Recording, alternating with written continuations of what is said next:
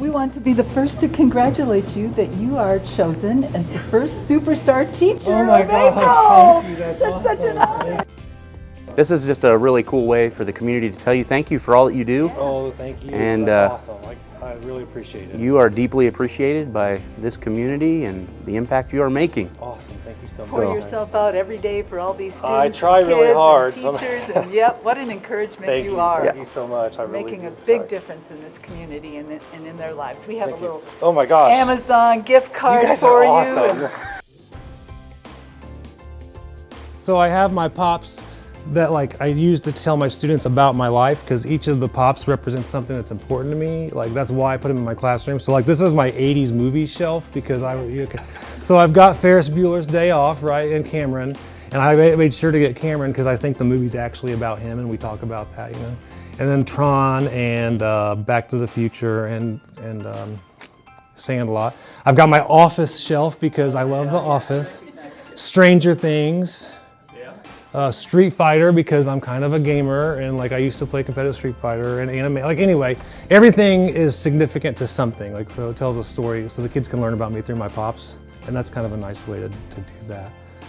This one's Wreck-It Ralph, so my daughter's first Halloween where she got to choose what she wanted to be. She wanted to be Vanellope Von Sweet, so I was Ralph, and my wife dressed up just because there was no other good female character, but yeah, and then the photos they're all things I've done. They tell part of the story of my life too.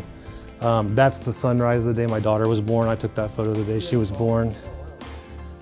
We didn't know when she was gonna be born, right? So every day for 35 days, I got up and took a picture of the sunrise so that I would have the sunrise the day she was born. And then that one's from my dad and I took a trip on Route 66, the Mustang, that's on Route 66. So I try to incorporate parts of myself so my students can get to know me. So just to fill you in, these guys are all working on a documentary project of their own. So they're doing one about Smash Brothers and gaming. So they're working on that. But there's some stuff they can't do all the time, so they're kind of on downtime right now. But this is our 12-station VR lab. So that was one of my projects that we did.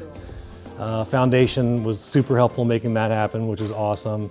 They gave us enough money to get 12 computers and then to remodel the whole room. Students painted the wall. That was a student art project. They decided what they wanted it to look like and make it, which I thought was cool.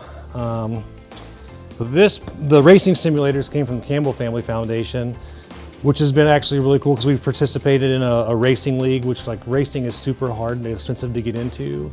So being able to do it virtually kind of gives students an opportunity to see if they like it. So that's that part. So we do a lot of fun stuff in here. A lot of times kids will come in here if they're having a blah day and they want to just kind of do their work in a quieter space in a comfortable chair. If they're in my class, I let them come in here and do that because, we all have bad days. I'm a huge, huge fan of that quote. She did a TED Talk, and I've actually met her. She's an author. Now she works for the Institute of the Future, where they're kind of how do we prepare for the future without knowing what the future is going to be, and they predict so.